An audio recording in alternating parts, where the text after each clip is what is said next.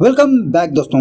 आज मैं आपके सामने फॉरबिडन लव वेब सीरीज की दूसरा एपिसोड लेकर आया हूँ जिसका नाम है अनामिका। ये वेब सीरीज 2020 में जी5 प्लेटफॉर्म पे रिलीज हुई। अगर आपको अच्छा लगा तो मैं बचे एपिसोड की कहानी भी आपको सुना दूंगा। कमेंट करके बताना जरा। एक्चुअली मुझे ये कहानी बहुत पसंद आई, इसीलिए मैं ये कहानी को पहले लेकर आया। तो चलिए बिना टाइम वेस्ट के लेट्स स्टार्ट। और उससे पहले लुटा दो प्यार फॉलो इंस्टाग्राम। एपिसोड की शुरुआत में ही एक बंदी को दिखाया जाता है और उसका नाम है अनामिका। अनामिका किचन में अपना काम खत्म करके अपने ससुर के पास आती है उसे टैबलेट देने के लिए।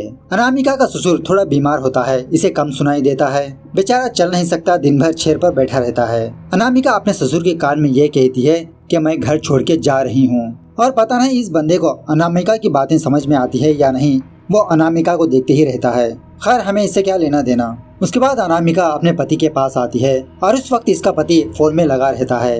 अनामिका अपने पति से बात करने की कोशिश करती है, उससे कहने की कोशिश करती है कि ये किसी से प्यार करती है और वो आज घर छोड़ के जा रही है। लेकिन अनामिका का पति इसकी बातों पर गौर नहीं करता। तभी टीवी में एक न्यूज चलने लगती है।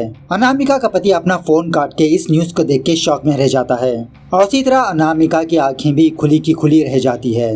उसके बाद सीन फिर से फ्लैशबैक में जाने लगता है। कुछ दिनों पहले अनामिका का पति एक्चुअली एक लॉयर होता है। वो हर हमेशा अपने दोस्तों के साथ फोन में लगा रहता है।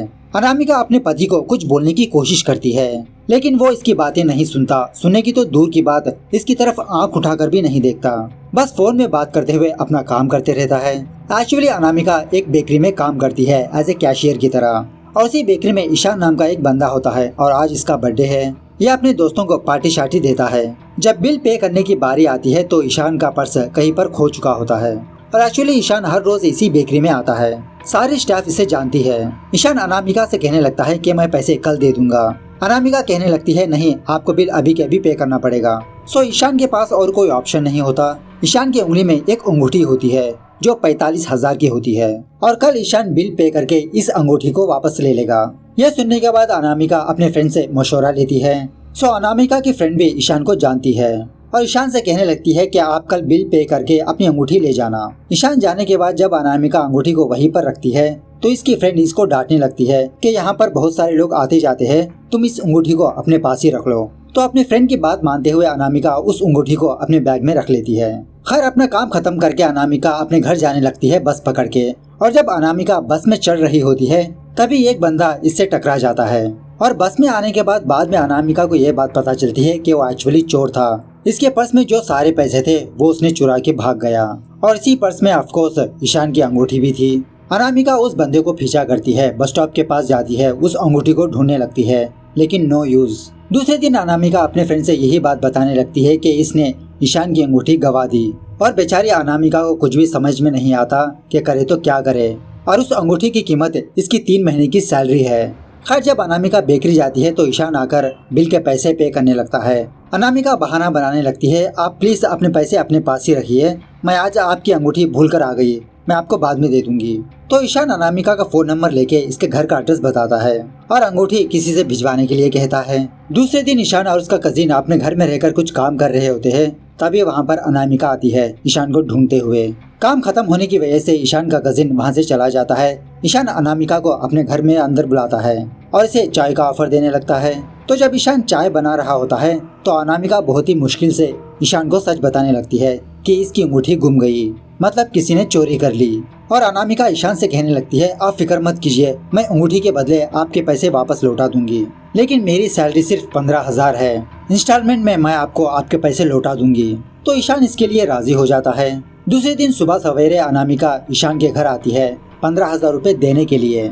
अब ईशान के बारे में बात करें तो एक्चुअली ईशान हिमाचल का रहने वाला है और कुछ कोर्स करने के लिए 6 महीनों के लिए ईशान यहाँ पर आया है। कोर्स खत्म होने के बाद ईशान वापस अपने गांव चला जाएगा और ये घर इसका कजिन का है। बातों के दरमियान अनामिका अपने पैसों को कम करने लगती है। मतलब पहले ये कहने लगती है कि ये पूरे 15,000 नहीं दे पाएगी। पहले अनामिका 12,000 पर उतरती है, उसके बाद 7,000 पर, उसके बाद 5,000 पर। सो अनामिका की दुविधा समझते हुए ईशान अनामिका का कर्जा माफ कर देता है क्योंकि गलती अनामिका की नहीं थी, गलती तो उस चोर की थी। इस तरह से ईशान अनामिका के सारे पैसे वापस कर देता है। दूसरे दिन बेकरी में जब ईशान अपना बिल पे कर रहा होता है अनामिका इसे मना कर देती है और उस दिन से अनामिका ईशान का बिल पे करने लगती है। दूसरे दिन ईशान अनामिका को कॉल करके ये कहने लगता है कि वहाँ पर बेकरी में मेरा एक दोस्त है वो तुम्हें एक पार्सल देगा, प्लीज तुम अपने पास रख लो और जाते वक्त तुम मेरे घर आके उस पार्सल को दे जाना। कुछ काम की वजह से मैं आ नहीं पाया। तो अनामिका उसी तरह से उस बंदे से उस पार्सल को पिकअप करके ईशान के घर जाती है उसे देने के लिए। बातों के दरमियान अनामिका वहाँ पर एक पियानो को देखती है। ईशान उस पियानो को प्ले करने लगता है। अनामिका को भी इच्छा होती है पियानो प्ले करने की। सो ईशान अनामिका को अपने पास खींचकर उसके हाथ से पियानो प्ले करने लगता है। अनामिका ईशान का स्पर्श पाकर उस म्यूजिक को सुनते हुए एक अलग ही दुनिया में खो जाती है। देखते ही देखते ये दोनों एक दूसरे के करीब आते हैं, पप्पी शप्पी कांड एक्सेट्रा वगैरह करते हैं। और जब अनामिका बस में लौटकर अपने घर वापस जा रही होती है तो अनामिका ईशान के साथ बीते हुए पल को याद करके मुस्कुराने लगती है। उसके बाद धीरे धीरे इन दोनों की मुलाकातें बढ़ती है। बाहर ये दोनों मिलने लगते हैं। अनामिका भी अपना काम खत्म करके ईशान के घर आती रहती है और एक दिन ईशान अनामिका से कहने लगता है कि इसे वापस घर जाना होगा और अनामिका को अपने साथ आने के लिए कहता है। इसके पति को मनाने के लिए कहता है और तभी एक बंदा ईशान को कॉल करता है और शायद कुछ पुलिस का मैटर होता है। ये सुनने के बाद ईशान उस बंदे पर भड़कने लगता है। सो अनामिका बिना सिचुएशन को समझे ईशान से बार बार पूछने लगती है कि क्या हुआ। ईशान को बहुत गुस्सा आता है और अनामिका को साइड में ढकेल देता है। फोन काटने के बाद अनामिका ईशान से पूछने लगती है कि तुमने मेरे साथ ऐसा क्यों किया। तो ईशान अनामिका पर भड़कने लगता है कि बिना सिचुएशन को समझे तुम ऊपर चढ़ रही थी, थोड़ी भी कॉमन सेंस नहीं है क्या तुम्हें। खैर उसके बाद अनामिका अपनी और ईशान की बात अपने फ्रेंड को बताती है कि ईशान अनामिका को यहाँ से ले जाने वाला है। अनामिका अपने पति को छोड़ने वाली है। पहले तो अनामिका की फ्रेंड अनामिका को समझाने लगती है कुछ करने से पहले तुम सोच लो, अगर तुमने इरादा कर लिया तो तुम जा सकती हो। वैसे भी अनामिका की जिंदगी उतनी खास नहीं होती, इसका पति इसे भाव नहीं देता। खैर एक दिन अचानक से ईशान अनामिका के घर का एड्रेस फाइंड आउट करके अनामिका के घर आता है और इससे कहने लगता है कि मैं कल गांव जाने वाला हूँ और तुम भी मेरे साथ आओगी। और उस दिन का इंसिडेंट बताने लगता है कि एक्चुअली इसके कजिन ने किसी लड़की को लेके भाग गया और उसी टेंशन में था ईशान और उसका गुस्सा ईशान अनामिका पर उतारा। तभी वहाँ पर अपने घर अनामिका का पति आता है। इसे देखकर ईशान बहाना बनाने लगता है कि ये प्लम्बर ठीक करने आया है।